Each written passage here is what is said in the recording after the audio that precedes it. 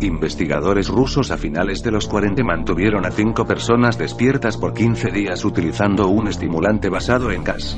Los tuvieron encerrados en un ambiente sellado para monitorear cuidadosamente el uso de oxígeno, para que el gas no los matase, debido a las altas concentraciones de gas. Esto fue antes de que existiera el circuito cerrado, por lo que tuvieron que usar micrófonos y ventanas con grosor de 5 pulgadas para monitorearlos. El cuarto estaba lleno de libros, cobijas para dormir, pero ninguna cama, agua corriente, baño y la suficiente cantidad de comida para que los 5 sobrevivieran por un mes. Los sujetos de prueba eran prisioneros políticos y de guerra declarados enemigos del Estado durante la Segunda Guerra Mundial. Todo estuvo bien por los primeros 5 días. Los sujetos rara vez se quejaban después de que falsamente se les había prometido su libertad si aceptaban tomar parte de la prueba y no dormir por 30 días. Sus conversaciones y actividades fueron monitoreadas y los científicos notaron que conforme pasaba el tiempo, ellos hablaban sobre incidentes traumáticos de su pasado. Después de 5 días se empezaron a quejar de las circunstancias y eventos que los llevaron a donde estaban y empezaron a demostrar paranoia severa. Dejaron de hablar entre ellos, y comenzaron a murmurar de manera alterna en los micrófonos. De manera extraña, todos parecían creer que podían ganar la confianza de sus captores si traicionaban a sus camaradas. En un principio se creyó que esto era un efecto del gas. Después de 9 días, el primero de ellos empezó a gritar. Corría por todo el cuarto gritando repetidamente por 3 horas seguidas.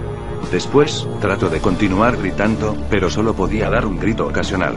Los científicos postularon que físicamente se había destrozado las cuerdas vocales. La parte más sorprendente de este comportamiento fue cómo sus compañeros reaccionaron a esto. O mejor dicho, como no reaccionaron, continuaban murmurando en los micrófonos hasta que el segundo de los prisioneros comenzó a gritar. 2 de los prisioneros que no gritaban, tomaron los libros y llenaron página tras página de sus propias heces, y de manera calmada, los pusieron sobre las ventanas del cuarto. Los gritos cesaron de repente. Al igual que los murmullos de los micrófonos. Pasaron otros 3 días. Los investigadores checaban los micrófonos constantemente para asegurarse de que trabajaban, porque creían que era imposible no escuchar sonidos con 5 personas dentro. El consumo de oxígeno indicaba que los 5 debían seguir vivos. De hecho, el consumo de oxígeno era el necesario para 5 personas que hacían ejercicio extenuante. En la mañana del 14º día, los investigadores hicieron algo que no debían hacer. Para llamar la atención de los prisioneros utilizaron el intercom dentro del cuarto, esperando provocar respuestas de los prisioneros, pues temían que estuviesen muertos, o en estado vegetal. Anunciaron: abriremos el cuarto para probar los micrófonos. Aléjense de las puertas y acuéstense con las manos atrás en el piso o se les disparará. Se le otorgará la libertad a uno de ustedes si obedece. Para su sorpresa, escucharon solo una frase, con voz calmada: no queremos ser liberados. Hubo gran debate entre los investigadores y fuerzas militares que financiaban el proyecto. Sin poder provocar más respuestas utilizando el intercom, finalmente se decidió abrir el cuarto a la medianoche del día número 15. Se limpió el gas del cuarto, y se llenó de aire fresco. Inmediatamente, voces de los micrófonos empezaron a objetar. 3 voces diferentes rogaban por la vida de sus seres queridos, que encendieran el gas nuevamente. Se abrió el cuarto para sacar a los prisioneros. Gritaron más fuerte que nunca, al igual que los soldados, cuando vieron lo que había dentro. 4 de los sujetos seguían vivos. Las raciones de los pasados 5 días no habían sido tocadas. Había pedazos de carne de las costillas y pantorrillas del sujeto muerto colocados dentro del drenaje del centro del cuarto, bloqueándolo, permitiendo que 4 pulgadas de agua se acumulara en el piso. Los 4 sobrevivientes también tenían pedazos de piel y carne arrancada de sus cuerpos. La destrucción de tejidos y la exposición de huesos en la punta de sus dedos indicaba que las heridas fueron infligidas por las manos, y no con los dientes, como era de suponerse. Al examinarlos, se descubrió que la mayoría de las heridas fueron autoinfligidas en su mayoría. Los órganos detrás de las costillas fueron removidos. Mientras que el corazón, los pulmones y el diafragma seguían en su lugar, la piel y la mayoría de los músculos pegados a las costillas fueron arrancados, exponiendo a los pulmones. El tracto digestivo de los 4 sujetos podía verse trabajar, digiriendo comida. Rápidamente se hizo aparente estaban digiriendo su propia carne, y que ellos la arrancaron y se la comieron en el transcurso de los días. La mayoría de los soldados eran fuerzas especiales rusas en las instalaciones, pero aún Axial, muchos se negaron a regresar al cuarto para sacar a los prisioneros. Estos, sin embargo, insistían a gritos que los dejaran dentro y de manera alterna rogaron y demandaron que se encendiera el gas nuevamente, para evitar quedarse dormidos. Para sorpresa de todos, los sujetos pusieron una resistencia feroz durante la extracción. Un soldado ruso falleció cuando un sujeto le mordió el cuello, otro fue gravemente herido cuando otro de los prisioneros le mordió la arteria femoral y los testículos. Otros 5 soldados perdieron la vida, si cuentas a aquellos que se quitaron la vida en las semanas consecuentes al incidente. Durante la lucha, uno de los prisioneros dañó su bazo, sangrando de manera casi inmediata. Se intentó sedar al sujeto, pero fue imposible. Se le inyectó más de 10 veces de la dosis humana de morfina, y aún Axial luchó como un animal rodeado, rompiendo las costillas y un brazo de un doctor.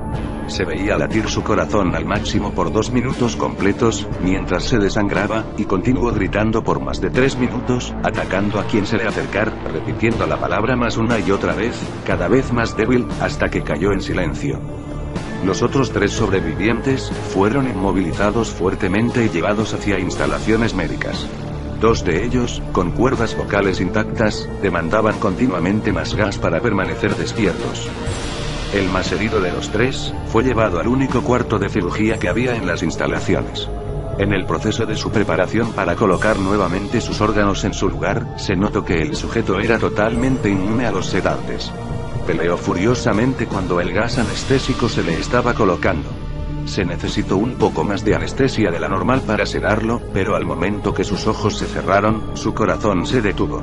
En la autopsia, se encontró que en su sangre, había 3 veces la cantidad normal de oxígeno.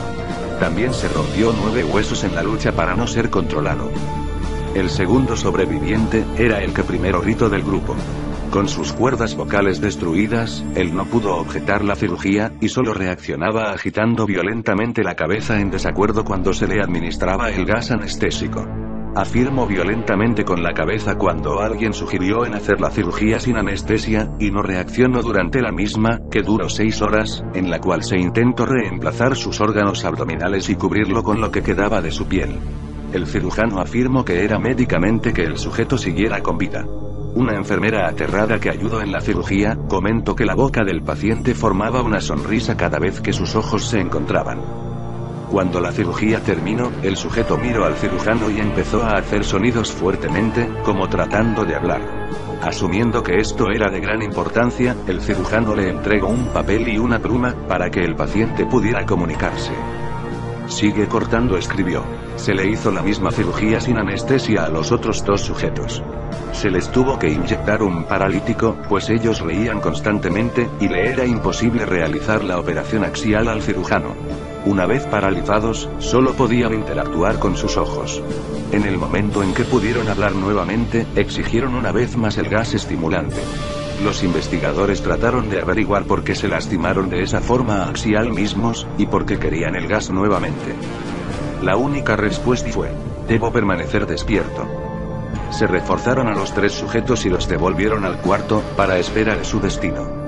Los investigadores, enfrentando la furia de sus benefactores militares, por haber fallado las metas del proyecto, consideraron dar eutanasia a los prisioneros.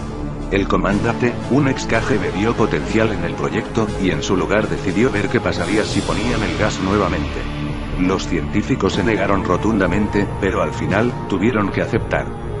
En preparación para ser sellados nuevamente en el cuarto, los prisioneros fueron conectados a un monitor EEG. Para sorpresa de todos, los 3 dejaron de pelear en el momento que se dieron cuenta que los regresarían al gas. En este momento, era obvio que los 3 estaban haciendo un gran esfuerzo por mantenerse despiertos. Uno de los prisioneros estaba murmurando una canción. El sujeto mudo peleaba con sus ataduras de piel, como si tratara de enfocarse con algo. El último sujeto mantenía su cabeza en la almohada, y parpadeaba rápidamente. Siendo este el primero al que se le puso el EEG, la mayoría de los investigadores monitoreaban sus ondas cerebrales con sorpresa. Eran normales la mayor parte del tiempo, algunas veces, aparecía una línea recta de manera inexplicable. Parecía que repetidamente sufrían de muerte cerebral. Mientras analizaban los datos, una enfermera notó que los ojos del sujeto se cerraron. Sus ondas cerebrales cambiaron inmediatamente por las de sueño profundo, luego se pusieron rectas, y de manera simultánea, su corazón se detuvo. El único sujeto que quedaba que podía hablar comenzó a gritar para que lo encerraran en ese momento. Sus ondas cerebrales mostraban las líneas rectas del sujeto que acababa de morir por quedarse dormido. El comandante dio la orden de sellar el cuarto con los 2 prisioneros dentro, junto con 3 de los científicos. Uno de los 3, inmediatamente tomó un arma y abrió fuego contra el comandante, matándolo de un tiro entre los ojos. Después apuntó al prisionero mudo, y le voló el cerebro. Apuntó al prisionero que quedaba vivo, mientras que los demás investigadores escaparon del cuarto. No me encerraran con estas cosas. No contigo. Le gritaba al prisionero que estaba atado al camastro. ¿Qué eres? Demandó. Necesito saber. El prisionero sonrió. ¿Tan fácilmente te has olvidado de mí? El prisionero preguntó. Somos ustedes. Somos la locura que está encerrada en todos ustedes, rogando por libertad en cada momento de tu vida, desde lo más profundo de tu mente animal. Somos aquello de lo que te escondes en tu cama todas las noches. Somos lo que duermes y silencias y paralizas cuando te vas a tu cielo nocturno, donde no te podemos alcanzar. El investigador hizo una pausa. Apuntó al corazón del prisionero y disparó. El EEG mostró una línea recta mientras el sujeto débilmente murmuró casi tan libre.